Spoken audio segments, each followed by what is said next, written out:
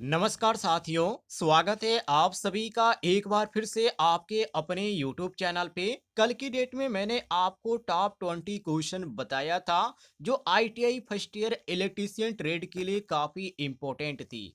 और बिल्कुल साथियों, इस समय जो आपको क्वेश्चन बताए जा रहे हैं बिल्कुल बेसिक बताए जा रहे हैं, क्योंकि साथियों ITI फर्स्ट ईयर में आपको बेसिक क्वेश्चन ज़्यादातर देखने को मिलेंगे एग्जाम में। जो परीक्षा में आप जाएंगे तो उसका क्वेश्चन और आपको जो ऑप्शन देखने को मिलेगा वो अलग ही कंफ्यूजन क्रिएट करेगा। तो चले यहाँ पे मैं ऐसे ही कुछ क्वेश्चन आपके लिए लेकर आया हूँ जो कि टॉप 20 है और परीक्षा के लिए काफी इंपॉर्टेंट है। तो चलिए आज का क्वेश्चन शुरू करते हैं। उससे पहले मैं आप सभी से एक ही रिक्वेस्ट करूंगा, अभी तक आपने इस वीडियो पर एक लाइक नहीं किया है तो वीडियो पर एक लाइक जरूर कर दीजिएगा।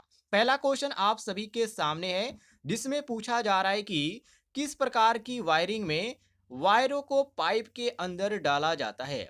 ऐसी आपको वायरिंग का नाम बताना है जिस वायरिंग में आपको देखने को मिलता है कि पाइप के अंदर वायर को यहां पर प्रवेश कराया जाता है और उसके अंतर्गत वायरिंग की जाती है। तो साथियों, इसको बोला जाता है कंड्यूट वायरिंग। जी हाँ साथियों, कंड्यूट वायरिंग में क्या होता है, जो वायर होते हैं उन वायरों को धातु में या पीवीसी पाइप में उसके अंदर सुरक्षित रखा जाता है ताकि साथियों उसमें जो है वो एक तरह की वायरिंग की जा सके। आपने घर में भी देखा होगा क्या करते हैं, दीवालों को काट के उसमें पाइप टाइप का यहाँ पे फिल करते हैं और उसके बाद सीमेंट से पैक कर देते हैं। तो उसी वायरिंग की यहाँ पे बात की जा रही है, तो उसको बोला जाता है कंड्यूट वायरिंग। ध्यान रखिएगा, ऑप्शन में जो आपका सही हो जाता है वो ऑप्शन में यहाँ पे बी ऑप्शन सही हो जाता है, कंड्यूट वायरिंग।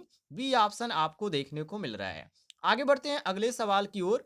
अगले सवाल में पूछा जा रहा है कि फ्यूज का मुख्य कार्य क्या है। आप सभी को मालूम है फ्यूज के बारे में। फ्यूज जो होता है वो अधिक यदि करंट प्रवाह हो रहा है तो उस समय क्या होता है वो ऑटोमेटिक टूट जाता है या आप कह सकते हैं कि गल जाता है। तो उस समय क्या होती है, जो सर्किट होती है वो नुकसान होने से बच जाती है और केवल जो फ्यूज का वायर होता है वो गल जाता है और अदर जो होता है शॉर्ट सर्किट वो बिल्कुल भी नहीं होता है। तो हम यहाँ पे कह सकते हैं कि ये जो इसका प्रयोग किया जाता है सर्किट को ओवरलोड से बचाने के लिए प्रयोग किया जाता है फ्यूज को। तो यहां पर फ्यूज का मुख्य कार्य क्या है साथियों, सर्किट को ओवरलोड से बचाना। ऑप्शन में आपका जो सही हो जाता है वो सी ऑप्शन बिल्कुल करेक्ट आंसर हो जाता है, मिला लीजिएगा। आगे बढ़ते हैं साथियों, अगले सवाल को देखिए। अगले सवाल में पूछा जा रहा है कि तीन पिन वाले प्लग में सबसे लंबी पिन किसके लिए होती है। वेरी वेरी इंपॉर्टेंट क्वेश्चन है। आपने पिन देखा होगा जो कि यहाँ पे 3 पिन वाला आपने प्लग देखा होगा, तो उसमें आपको एक बड़ी पिन देखने को मिलती है जो कि वो बड़ी क्यों की जाती है, तो उसको बोला जाता है अर्थ पिन और सबसे लंबी होती है। लंबी इसलिए होती है ताकि अर्थिंग पहले जुड़ सके, इसलिए यहाँ पे उसको लंबा मोटा किया जाता है। और यहाँ पर साथियों जो आपका सही हो जाता है वो ऑप्शन में सी ऑप्शन सही हो जाता है अर्थ के लिए। सी साथियों आपका करेक्ट आंसर हो जाएगा। आगे बढ़ते हैं अगले सवाल की ओर। अगले सवाल में पूछा जा रहा है कि स्टार्टर का उपयोग किस उपकरण में किया जाता है। स्टार्टर का नाम आपने सुना होगा, लेकिन स्टार्टर का जो प्रयोग किया जाता है जैसे कि यहाँ पे बल्ब में, ट्यूबलाइट में, फैन में, यहाँ पर सर्किट ब्रेकर में लिखा गया है, लेकिन ट्यूबलाइट जो होता है उस ट्यूबलाइट को चालू करने के लिए स्टार्टर की आवश्यकता होती है। तो इस कारण हम यहाँ पे मारेंगे ऑप्शन में, option B tubelight. B option आपका करेक्ट आंसर हो जाएगा। अगले क्वेश्चन की ओर बढ़ते हैं।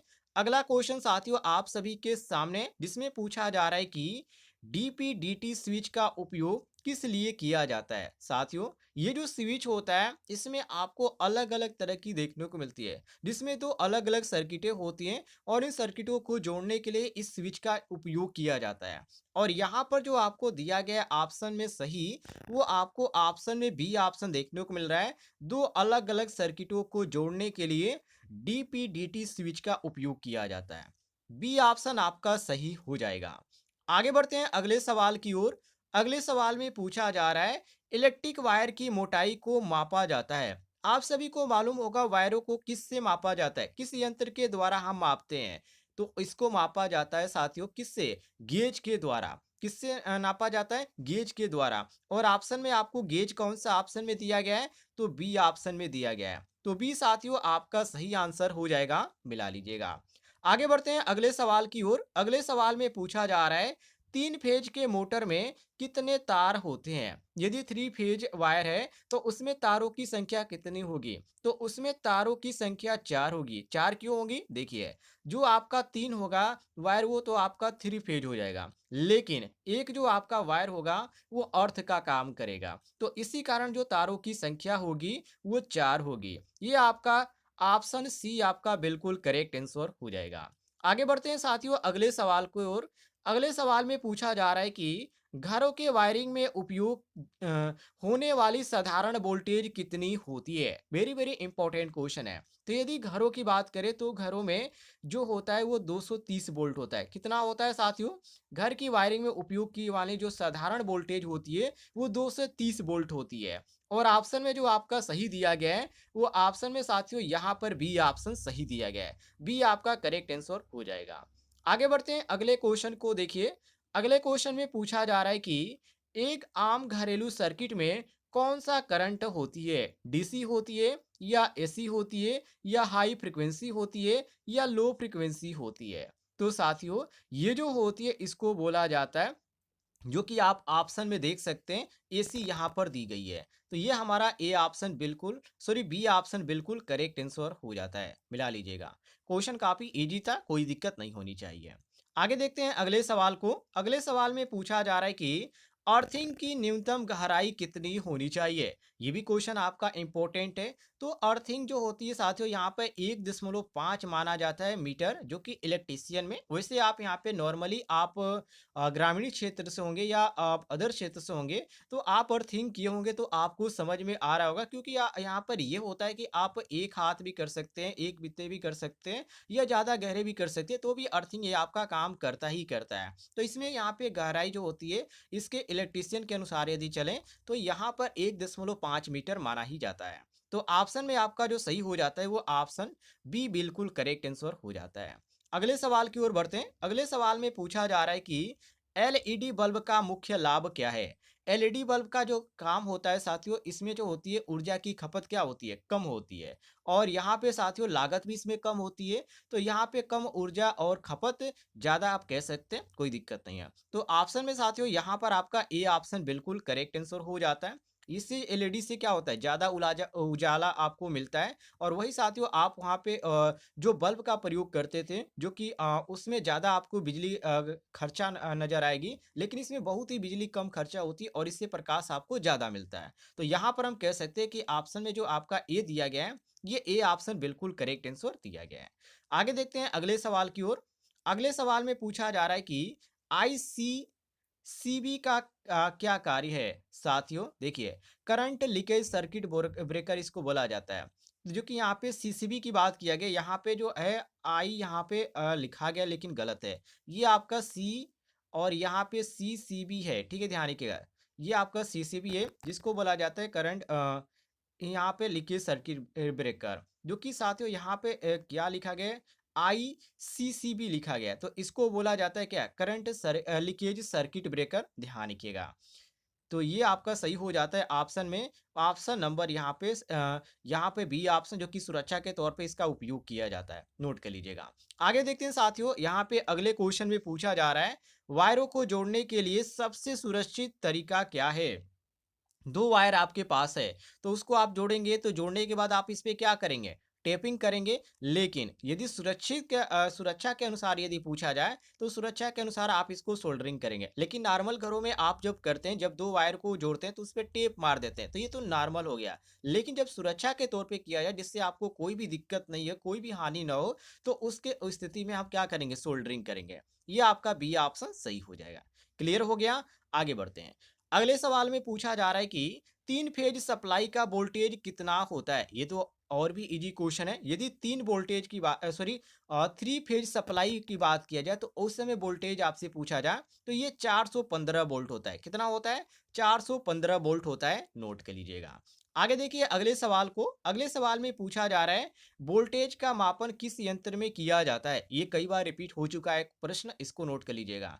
तो वोल्ट मीटर के द्वारा क्या किया जाता है? वोल्टेज मापा जाता है, ये ध्यान रखिएगा। यहाँ पर वोल्ट मीटर जो दिया गया है वो ऑप्शन में साथियों बी ऑप्शन दिया गया है। बी ऑप्शन आपका करेक्ट आंसर हो जाएगा। अगले सवाल को देखिए जिसमें पूछा जा रहा है एमसीबी का पूरा नाम क्या है? एमसीबी का पूरा नाम होता है मिनिएचर सर्किट ब्रेकर। और मिनिएचर सर्किट ब्रेकर जो ऑप्शन में आपको देखने को मिल रहा है, वो यहाँ पर साथियों बी ऑप्शन देखने को मिल रहा है। क्लियर हो गया? बी ऑप्शन आपका करेक्ट आंसर हो जाएगा। आगे देखते हैं अगले सवाल को। अगले सवाल में पूछा जा रहा है कि विद्युत मोटर की दक्षता किससे मापी जाती है? वेरी वेरी इंपॉर्टेंट क्वेश्चन है साथियों। देखिए, इनपुट और आउटपुट पावर के अनुपात में हमेशा विद्युत मोटर की दक्षता मापी जाती है, इसको आप नोट कर लीजिएगा। और सी ऑप्शन में यहाँ पर कहा भी जा रहा है कि इनपुट और आउटपुट पावर के अनुपात से।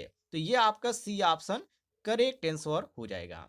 आगे देखते हैं साथियों अगले सवाल को। अगले सवाल में पूछा जा रहा है कि शॉर्ट सर्किट से बचने के लिए कौन सा उपकरण लगाया जाता है? तो शॉर्ट सर्किट से बचने के लिए हम एक ही उपकरण का उपयोग करते हैं, जिसको साथियों बोला जाता है एमसीबी।